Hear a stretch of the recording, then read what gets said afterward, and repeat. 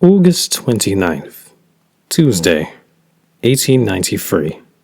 Charlotte once again had gotten herself quite dolled up, wearing mainly an outfit made of white and ivory. She had been humming a tune to herself as well as she made her way to the exit of our home.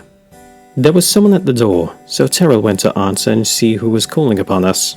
I asked my youngest, "Is there another occasion soon?" She chittered as she responded, "I'm simply going out for a stroll." She turned towards the doors and Terrell, revealing that it was Jean-Paul who was at the door.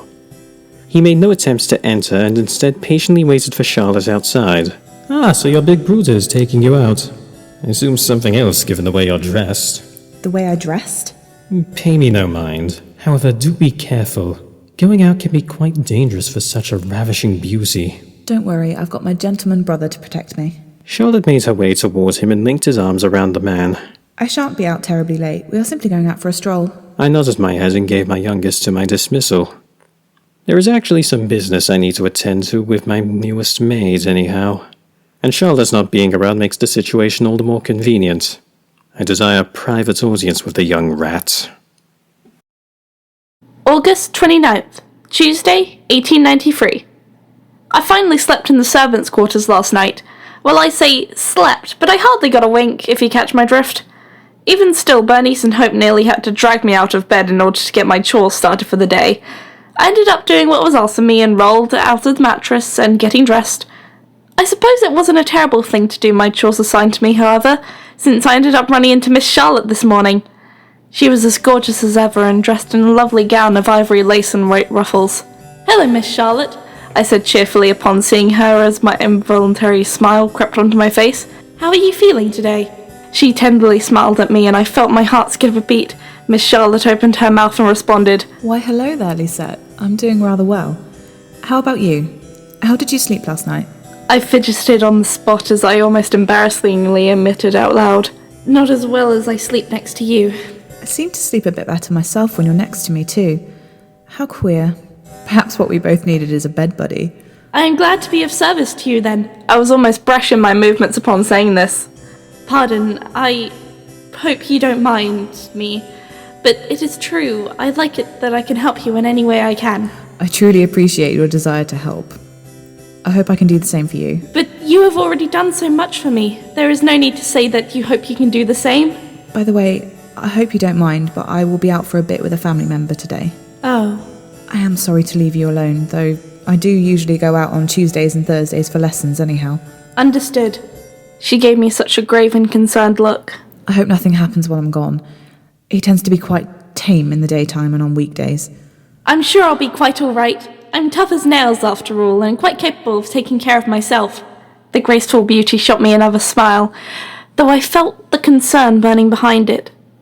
Later that day, after Miss Charlotte left, I was pulled aside by the grouchy butler and told to stay put in my quarters until I'm told otherwise. I was very annoyed by this, but I was worried that my misbehaviour could get Miss Charlotte in trouble somehow. I did as I was told for once in my life and waited. Within a quarter hour, the door creaked open and I turned to see the horrid Count standing in the entrance, fag in hand and a devilish grin across his face. I got tense and I'm sure I was scowling. He entered, closing and locking the door behind him with the key necklace he had buried under his dress shirt. The man approached me and said, "Waited long, mine Hostier?" My legs were near tremble, but I was not about to give in without a fight. I snarled, "What do you want?" "Watch your tone, impetuous girl. I simply want to talk." He gave out an annoyed huff and shoved me onto one of the beds and made himself comfortable on the one across from me. I have a hard time believing that. "Where did you disappear to the other night? None of my girls have ever eluded me in such a way, but somehow you did." I stayed quiet. I was not about to sell out Miss Charlotte. "I know every inch of this estate, every hiding spot, every door, yet you were able to evade me despite my knowledge and insight." "I'm not telling." "At least you aren't lying. I hate people who lie to me more than stubborn little chits who keep secrets." "Don't call me a chit. I don't even know what that means." He took a whiff of his cig and breathed out the smoke in my direction. "You see, I know the answer. I simply wanted to see if you would confess, lie, or keep it a secret. And since you've proven to be good at keeping your mouth shut, I might be more inclined to what I was thinking of offering. I don't want nothing you have to offer. I also don't believe you. I don't think that someone who is a liar should be such a hypocrite about other liars. I know that Charlotte hid you away in her room that night. I suddenly froze. I also know that she took you in the next night as well. He paused, almost looking lost in thought. I've never seen her glue herself so closely or quickly to a maid before. This can prove quite useful. He gave a sickly grin as he took another drag from his cigarette. I'll tell you what, mein Hastir. I'll leave you relatively unscathed if you do something for me in return. I don't make deals with devils. It requires believing in them first. What could I possibly offer you anyway? He practically hissed his next words. If you let me finish, you would know. He shot me a glance of disapproval before continuing. I want you to keep being friends with Charlotte. I want you two to be bosom buddies, in fact. Keep her preoccupied. But I want you to let her think you are still in harm's way. That she is your savior. What? That makes no sense. Why would you want something like that? The details as to why should have no concern for you. I'm offering you a deal I have never offered before. And trust me, you will very much prefer not to be treated the same as the other maids. You mean like Hope? I thought to how nervous she had been for my well-being, and how she seemed to have lost all hope for herself, even though it was her name. And Bernice? A strong-willed woman that even seemed to be downtrodden by this fiend. I will assign you to be Charlotte's personal maid. A handmaiden, whatever you like to label it as. You can spend all the time with her that you like. I don't trust you. I didn't ask you to. You're using me. And using me against Miss Charlotte. What is in it for you? I've already told you that is not your concern. You're going to hurt Miss Charlotte though, aren't you? You care so deeply for her already, but I want you to remember that you are mine. I paid a great price for you. He got a menacingly annoyed look in his eye. In fact, you were my biggest purchase, and I've yet to be satisfied. Purchase? You really did buy me. They leave you all to be so ignorant. That is what happened. So, that kinda makes me your whore. Yep. But you're a very expensive whore. And you want me to satisfy you? Don't make me sick. I'm not asking for sexual gratification, fool. He angrily took another huff from his fag. Keep an eye on Charlotte. That is what I'm asking you. But you want me to deceive her? You want me to make her believe that I'm in the jaws of the wolf? I can make you feel that way if you believe yourself to be a terrible actor. He stood up and approached me almost like a snake, grabbing a hold of my arm as I tried to wrestle it back from him. What are you doing? Let me go! He said nothing but gave me a very blank smile and stare, and he raised my wrist to his mouth, revealing his sharp teeth to me as he opened his jaw. Stop it! I snatched my arm away from him and he chuckled. I may not be too harsh on you, mein Hastir, but you still are indeed in the jaws of the wolf. Understand? I stared at him with a pouty and defiant look, but I think he could see the fear still well up in my eyes. So, you have yet to give me your answer. I looked around the room fervently before I let out a sigh. Will no harm come to Miss Charlotte should I do this? You will be her guardian and shield. Fine. I'll do it. Good little Hastir. He made a diminutive pinch of my nose. I prefer obedience over your stubbornness. He shot up from his spot and patted off his clothes. Well, that is all. You may go back to your work. I'll let Charlotte know when she returns that you are now hers. He began to make his way to the door, unlocking it and turning the knob. Oh, and Lisette? He turned towards me with a deathly look in his eyes and an absent smile on his lips. Do not disappoint me. The Count began to whistle a tune as he exited the servants' quarters, and I felt as though I could sink into myself. I swear, I almost never once believed in God or his creations like the devil. But if he were ever to truly exist, I think I am in his house and I have regretfully made a deal with him. Tuesday, the 29th of August, 1893. 8 o'clock. I decided to meet with Miss Charlotte today for a stroll, as per her request. For a while she had stopped seeing me outside of our Tuesday and Thursday lessons, but she confessed it was getting harder and harder for her to not want to spend time with me. I believed her to be over-exaggerating this bit of information. All the same, I was enjoying her company more than anything in the world. She ended up coming to the place we planned to meet, accompanied by that young man I saw her with earlier this month. The one she said was her brother, Jean-Paul. Charlotte had given me a very friendly greeting that seemed to give the gentleman quite a concerned look.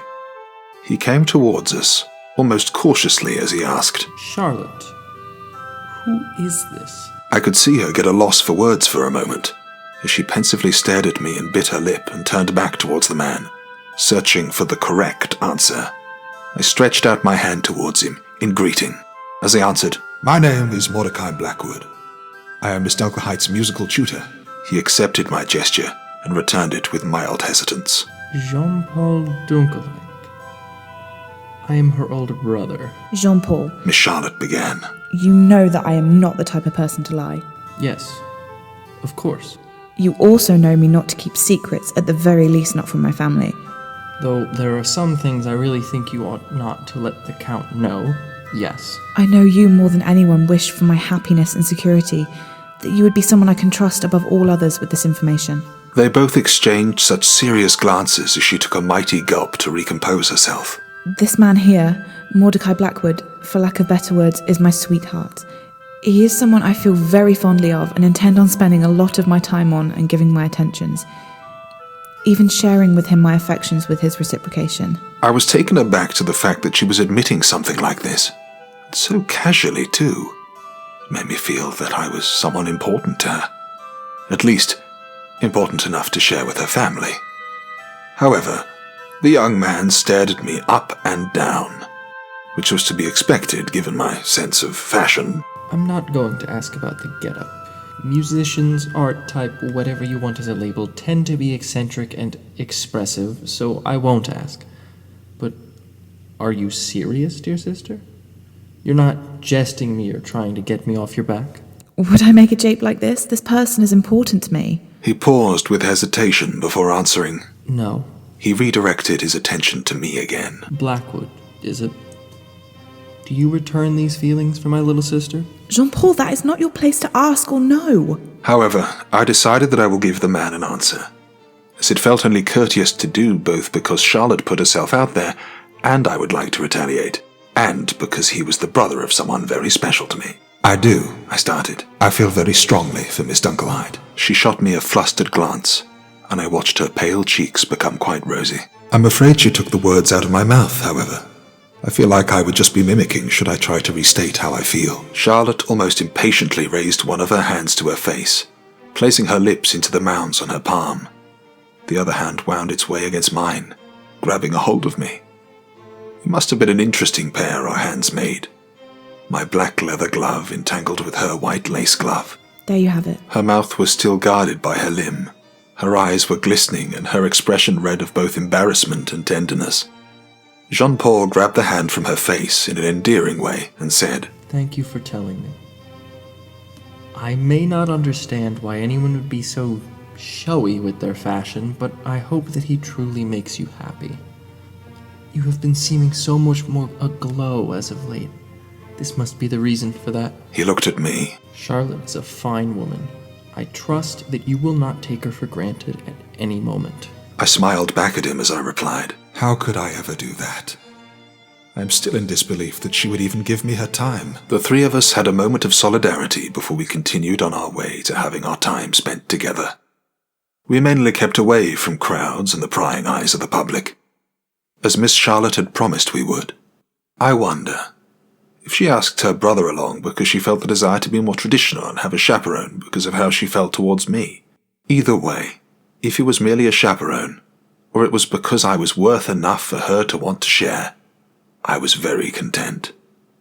My heart was aflutter for the rest of the afternoon.